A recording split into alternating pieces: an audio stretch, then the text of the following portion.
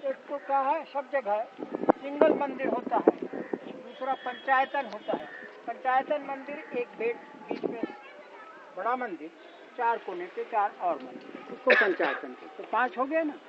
अब सिरपुर में जितने मंदिर मिले हैं, नियमानुसार हर मंदिर के दक्षिण में एक पुजारी का घर होगा, चीफ प्रीस्ट हाउस। उसके दक्षिण में एक तालाब होगा ही, बिना तालाब के, क्योंकि आदमी नहाएगा धोएगा तभी तो पूजा करेगा ना। नदी है पास में, ये सामने नदी बह रही है, ऊपर से दिखाई देगी। तो यहाँ पर ये पंचायतन शिव मंदिर है, 4 कोने पे मंदिर है, लेकिन यहाँ पर ऊपर भी 5 गर्भगृह है।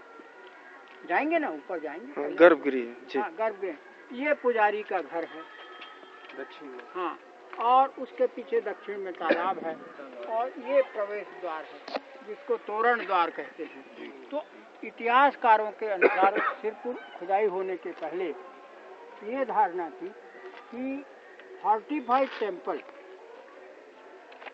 और तोरण द्वार की प्रथा दक्षिण भारत से ऊपर आई, उत्तर भारत में। जब सिरपुर खोदा तो उनकी डेटिंग है 8वीं शताब्दी। जब सिरपुर खोदा तो यहाँ 5वीं 6वीं शताब्दी से ही जो मंदिर मिले वो फोर्टिफाइड है, दीवार चारों तरफ दीवार बनी है, और ये तोरण द्वार है, प्रवेश द्वार। नदी में इसका घाट है जहाँ अभी वो रेस्ट हाउस बन गया। अब उस पिलर्स में डोनर्स के नाम लिखे हुए हैं, और ये बहुत हाई प्लेटफॉर्म पे बनाया है। अधिष्ठान जो है बहुत हाई है, कोणार्क के सन टेम्पल से 1.20 मीटर हायर, कोणार्क से। हाँ, सन टेम्पल के हैं। अब ऊपर 5 मंदिर इसलिए हैं, आपको बताया ना, शिवलिंग, शिव मंदिर है। शिवलिंग 4 रंग के होते हैं, सफेद, लाल, पीला, काला। सफेद शिवलिंग की स्थापना ब्राह्मण करता है, लाल की क्षत्रिय करता है, पीले की वैश्य करता है, और काले की शूद्र करता है। लेकिन खाली स्थापना करता है, पूजा सब करते हैं। तो राजा ने, महाशिवगुप्त बालार्जुन जिसने इसको बनवाया 6वीं 7वीं शताब्दी में, इंस्क्रिप्शन मिला है, किसने बनवाया, कब बनवाया, सब इंस्क्राइब्ड है। तो उसने सोचा कि वो चारों शिवलिंग को एक ही जगह क्यों ना स्थापित कर दिया जाए, कि सब लोग वहीं के वहीं आए। तो 4 गर्भगृह में 4 शिवलिंग हैं, और ये दक्षिण वाले में गणेश जी बैठे हैं। गणेश जी तो होना ही है ना। और पूरा अंदर में जो स्कल्पचरल पैनल्स है, उसमें अश्वमेध, यज्ञ और दुनिया भर की, गंगा जमुना होना ही है सामने। अब आपने पूछा, ये सॉलिड ब्लॉक्स के बने हैं, ये ब्लॉक्स ही महानिधि से क्वेरी किए गए थे। आप पूछे ना कि कैसे गिर गए, ये अर्थक्वेक के निशान, वो सीढ़ियाँ ऊपर उठ गई हैं ना, जी जी, यूं उठ गई हैं और ऐसे चली गई। और क्योंकि ये इतना हैवी, मैंने भी सोचा, नहीं, और इतना हैवी स्टोन का बना है, उन्होंने उस जमाने में भी earthquake, anti earthquake measures adopt किए थे, दे न्यू। तो उन्होंने क्या किया, हर गर्भगृह के सामने 80 फीट नीचे तक, जहाँ बेड रॉक है, जहाँ इसका फाउंडेशन है, एक तो फाउंडेशन 80 फीट नीचे है, वो हमने खोद के देखा है, और बेड रॉक के ऊपर फाउंडेशन है। तो फाउंडेशन के तक उन्होंने हर गर्भगृह के सामने एक स्प्लिट छोड़ा, 2 मीटर बाई ½ मीटर, और उसमें वैक्यूम क्रिएट कर दिया। और यू नो कि वैक्यूम में अर्थ के कार इलेक्ट्रिसिटी ट्रेवल नहीं कर सकती है ना, और उसको सील कर दिया। तो एंटी अर्थक्वेक में अमेरिकन आए, उन्होंने मुझसे पूछा कि साहब आजकल तो वैक्यूम क्रिएट करने की प्रथा है, औजार हैं, उसने कैसे वैक्यूम क्रिएट किया? हमने कहा कोई औजार नहीं लगता वैक्यूम के, आप ये सूखी पत्तियां बटोरिए, उसमें अंदर डाल दीजिए, आग लगा दीजिए, तो गर्म हवा हल्की होती है, बाहर आ जाएगी। जैसे ही बाहर आई हवा, आप उसको तुरंत सील कर दीजिए, वैक्यूम हो गया। इसमें कौन सी बड़ी भारी टेक्नोलॉजी की जरूरत है? How could they carry these stones इतना ऊंचा? सिंपली दिखाया। हमारे मजदूर जब हम खुदाई कर रहे थे ना और कंजर्व कर रहे थे तो ले जा रहे थे, तो उन्होंने उसकी पूरी फिल्म बनाई। एक लकड़ी का गेड़ा, 2 1 रुपए के 2 साइकिल पुराने टायर, उसमें पत्थर के इधर और उधर फंसाया, गेड़ा को उठाया और नो क्रेन नथिंग। ये पूरा हमें इसी तरह से ऐसे ही मिला। ये देशवास बहुत बड़ा पहाड़ी थी, इसमें बड़े बड़े ऐसे पेड़ थे, एंड देशवास पूरे गांव का रिफ्यूज एरिया था, है ना। फिर जब हमने नीचे से खोदना शुरू किया, हमने कुछ बनाया नहीं, एज इट इज हमको मिल गया। 2-4 पत्थर इधर से उधर हो गए थे। दूसरी बात ये है कि आप देखेंगे ओरिजिनल जॉइनिंग जो मटेरियल है, 2 पत्थर तो आयरन डॉवल से फंसे थे, और अच्छा। नीचे 2 पत्थर के बीच में जो जॉइनिंग मटेरियल है, मॉर्टर है, वो कोई सीमेंट चूना नहीं है, वो आयुर्वेदिक पेस्ट है। और वो पेस्ट कैसा होना, उसका संस्कृत श्लोक है मैमतम में। तो हमने उस पे खरोंच के केमिस्ट को देहरादून भेजा, बिना बताया कि हम इसमें क्या है। उसने लिख के भेजा कि साहब इसमें ये इंग्रेडिएंट्स हैं: बबूल की गोंद, सड़ाया हुआ गुड़, अलसी, गुल्म, ऐसे 8-10 मटेरियल। उनको फर्मेंट करते समय गुड़ को मिला दीजिए, और फिर फेविकॉल जैसे होता है ना, उसे पेस्ट, तो ब्रश से, करनी से नहीं, ब्रश कर दीजिए। इसलिए ईंटें यहाँ की और ये पत्थर जो हैं उसी से जुड़े हुए हैं, आप उखाड़ ही नहीं सकते, इतनी मजबूत है Ayurvedic paste. And it is known to us, there is a book, the whole thing is given. अब ये सर इसकी टोटल हाइट क्या है अभी जो दिख रही है, या संभावित कितनी रही होगी? नहीं, संभावित नहीं, यहाँ से ना ये से तो 5.20 मीटर वहाँ तक है, उसके बाद 6.80 मीटर ऊपर टॉप है, शिखर तक। हाँ, तो 6, 5, 11, 12, 12.5 मीटर। हाँ, ओके। मीटर मैंने अबाउट 50, 12-48, अबाउट 54 फीट हाइट है ना सर। अब आइए सर, तो निष्कर्ष क्या दे रहे हैं? तोरण की जो परंपरा है और चार दीवारी, वो छत्तीसगढ़ में पैदा हुई, ये निष्कर्ष है आपका? निष्कर्ष है। तोरण की अभी तक दक्षिण में नहीं, छत्तीसगढ़ से पैदा हुई, क्योंकि ये 6th सेंचुरी। Okay sir. वो 8th सेंचुरी का। हाँ। और हर मंदिर में आपको मालूम है, जगन्नाथ जी का प्रोसेशन निकलता है, तो हर मंदिर में हाथी होते थे, तो हाथियों को बढ़ाने के लिए वो पत्थर, 4 हाथी, 4 को नहीं, ये पत्थर जी जी। 1, 2, 3, 4 हाथी बंधे रहते हैं, है ना, फेसिंग दिस वे। और ये मैंने पश्चिम मुखी है, ये नाम ये लिखिए। सर, ये जो 4 शिवलिंग है वो 4 रंग के हैं यहाँ पे? हाँ, 4 रंग। और वो जो है वो तांत्रिक मंदिर है। तांत्रिक मंदिर मैंने जिसमें एक ही प्लेटफॉर्म पे, एक ही राजस्थान में ब्रह्मा, विष्णु, महेश तीनों की मूर्ति स्थापित। विष्णु हमको मिला, वो कैंप में है, शिवलिंग वहाँ है, और बीच में ब्रह्मा की मूर्ति की बजाय उसका यंत्र बनाया गया है, टी शेप। उसमें क्या होता था उस यंत्र में, जैसे कोई महिला है, उसके बच्चा नहीं हो रहा है, तो पुजारी वो यंत्र के द्वारा उसका ट्रीटमेंट करता था, ठीक है ना। और जो शिवलिंग मिला हुआ है, तो महाबलीपुरम में जो शिवलिंग है वो धारालिंग है, 16 एंगल है, और योनिपीठ सिंपल है। हमको जो शिवलिंग मिला है यहाँ पर है, आपको दिखाएंगे, वो धारालिंग और योनिपीठ भी 16 एंगल है। तो इंडिया की फर्स्ट धारालिंग और योनिपीठ तांत्रिक मंदिर। ये तोरण है ना सर? ये तोरण द्वार। तोरण द्वार, ये एंट्री है मतलब? हाँ, उधर से एंटर करते हैं। हाँ। वहाँ ये देखिए, ये नाम लिखे जी। ये ब्राह्मी है ना? ब्राह्मी। तो ये नाम ये लिखे कि तोरण द्वार को किसने दान किया, या मंदिर के लिए किसने दान किया? मंदिर के लिए किसने क्या दान किया, तो अच्छा। पिलर्स में ये कर दिया। मतलब राजा के अलावा आम जनता का भी आम जुड़ा? जनता का ही ज्यादा सहयोग है सिरपुर के मंदिरों में। अच्छा, ये खासियत और अलग करती अलग है। जितने 22 मंदिर मिले हैं, वो मेजॉरिटी आम जनता द्वारा। अच्छा, इसका ये भी मतलब है कि संपन्नता यहाँ बहुत रही होगी? बिल्कुल रही थी भाई, इतना बड़ा व्यापारिक केंद्र है, तो संपन्नता। श्रीपुर लक्ष्मी का निवास नगरी। तभी तो इतने बड़े बड़े मंदिर बने एक ही जगह, है ना। ये नाम लिखे हुए हैं हर पिलर में जी। आइए अब ऊपर चलते हैं। चलिए। अगर आप ऑब्लिक चढ़ेंगे तो आसानी से चढ़ जाएंगे। चलिए सर, आप जैसा कहें वैसा।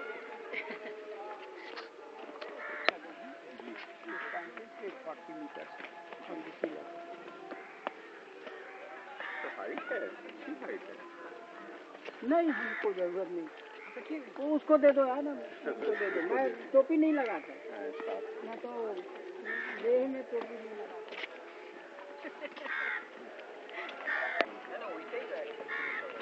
अब आराम से आप करते रहिए।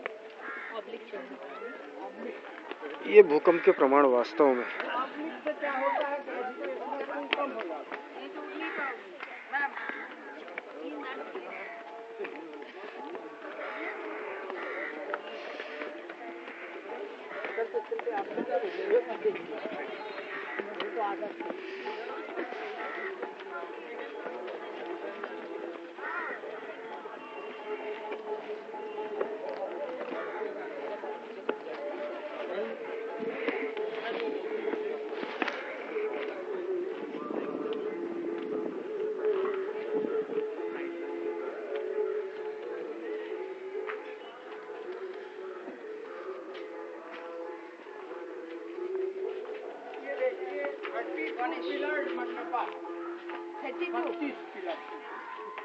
इसके ऊपर रूप था घरों का, है? ये 5 गर्भगृह हैं। यहाँ पर गणेश जी हैं जी बैठे हुए सिंहासन पर। आइए इसको कैसे शिखर बंद कर दिया है, जूता पहन के ना कर दिया।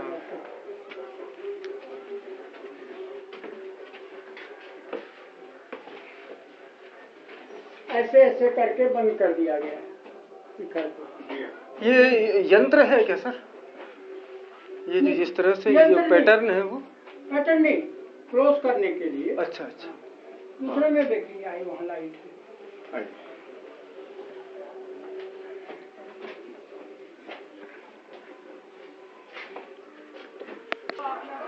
बना दिया हमने कहा नहीं, मंदिर का शास्त्रों में प्रपोर्शन होता है। जितना बड़ा गॉड है, मूर्ति है, हाँ, उससे जस्ट डबल होगा प्रवेश द्वार, उससे 8 टाइम्स होगा शिखर। ऐसा कब तो उस अब हमने कहा इसको तो तुम नहीं नाप सकते। और सिरपुर में या इंडिया में कोई भी चीज निर्माण करने के पहले उसका ब्लूप्रिंट बनाया जाता था, मॉडल, जिसमें परफेक्ट मेजरमेंट, जिसे कारीगर उसको फॉलो करे। ये मॉडल है।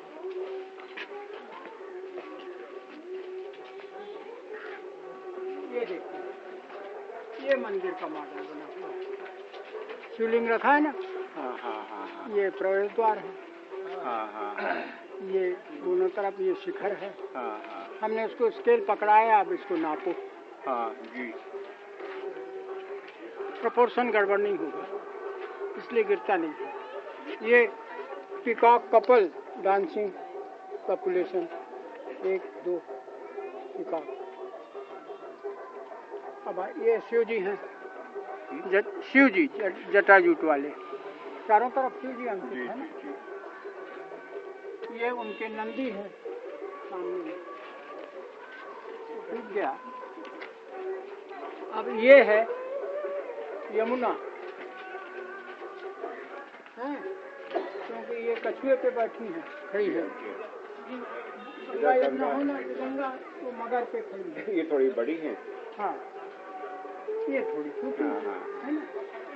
यमुना छोटी नदी है, गंगा बड़ी नदी है, इस प्रोपोर्शन से बना है। और ये काले पत्थर से है? नहीं, लाल, ये भूरे पत्थर से। अच्छा। ये किनका आप कह रहे थे? शिवलिंग, भूरा पत्थर माने वैश्य, है ना।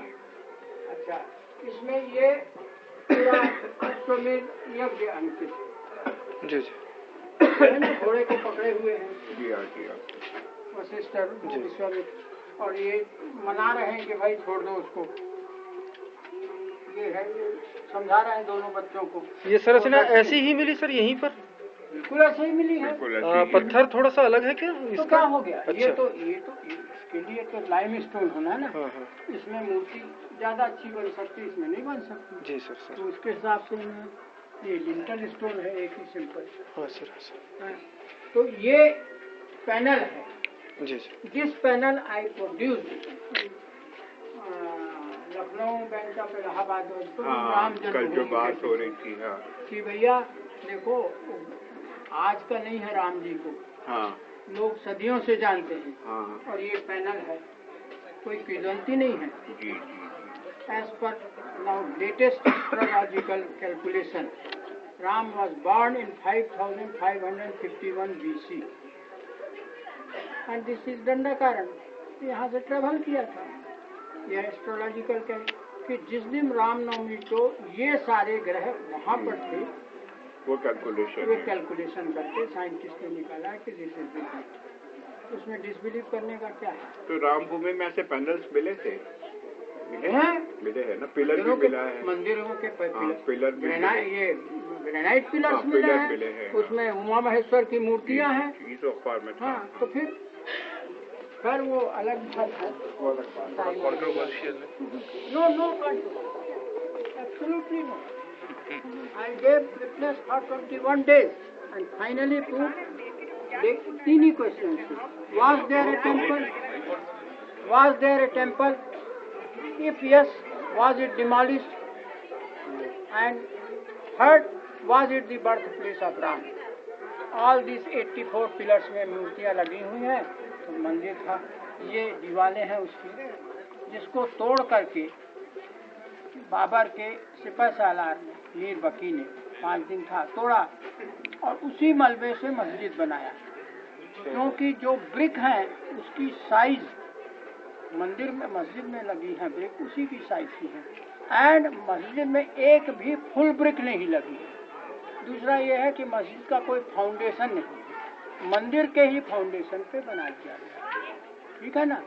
तीसरी बात यह है कि भाई साहब, मैंने रफात आलम चीफ जस्टिस से पूछा कि आप क्या मस्जिद बोलते रहते हो? देयर वाज नो मस्जिद। आपके कोर्ट रिकॉर्ड में मुझे दिखाइए कहीं भी वर्ड मस्जिद लिखा है क्या?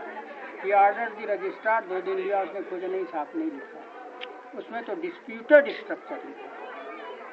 मस्जिद इसलिए नहीं लिखा, पहले का जज बेवकूफ नहीं था।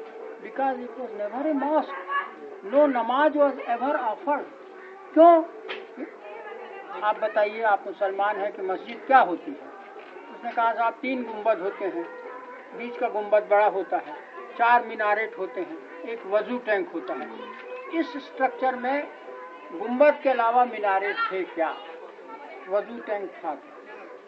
तो बोले नहीं, जब से इसको फोटो लिया गया मीनारेट नहीं था, क्योंकि जिस मलबे से बनाया वो मलबा खत्म हो गया, वो घर चले गए, इसलिए इसमें किसी ने नमाज नहीं अदा की। दूसरी बात यह है कि आपके शरीयत के मुताबिक मस्जिद उसी जगह पर बनाई जा सकती है जो आपकी खुद की जमीन है, आप दूसरे की जमीन पर नहीं बना सकते। तो बाबर वॉज एन एग्रेसर। अभी तो भारत में सेटल नहीं हुआ था ना, उसकी जमीन ही नहीं थी, उसने मंदिर की जमीन में बना दी, इसलिए लोगों ने नमाज अदा करने से मना कर दिया। तुमने कोई नहीं। तो मैंने कहा आपको उदाहरण बताता हूँ आपकी ही शरीयत से। मोहम्मद साहब ने मक्का में एक मस्जिद बनाई और जब नमाज पढ़ने गए तो लोगों ने मना कर दिया, यहाँ नहीं बन पढ़ सकते साहब। बोले उन्होंने क्यों? क्योंकि ये आपकी जमीन नहीं है। एक अनाथ लड़की थी। अरे बोले वो गलती हो गई। फिर जब उन्होंने उसका कंपेंसेशन दिया तब वहाँ नमाज पढ़ी गई। What more you want? Third question, was the birthplace of Ram? Asked our father. Can you tell me your birthplace? Let us go to Gorakhpur and the village. लेकिन आप मुझे एग्जैक्ट वही स्पॉट बताइए जहाँ आप पैदा हुए थे। तो साहब वो तो मुश्किल है, वो स्पॉट बताना है ना। हम घर बता सकते हैं, लेकिन मैंने कहा यही बात है। तो लोग पागल नहीं थे जो सदी दर सदी यही राम मंदिर बनाते रहे। वो लखनऊ में भी बना सकते थे, फैजाबाद में भी बना सकते थे, हनुमानगढ़ी में, वो इजी स्टैंड है। हिंदू धर्म में सब श्रुति में चलता है। मैंने कहा, मेरे बच्चे ने सुना, फिर उसके बच्चे को, ऐसे। तो यहाँ रामचंद्र का, इसीलिए यहाँ सीता रोशन करती है। आपके 2 सवाल का अगर आंसर मिल गया ना, हाँ। तीसरे का ये है, हाँ। अब दुनिया की इतनी जनता मान रही है कि राम हमारे भगवान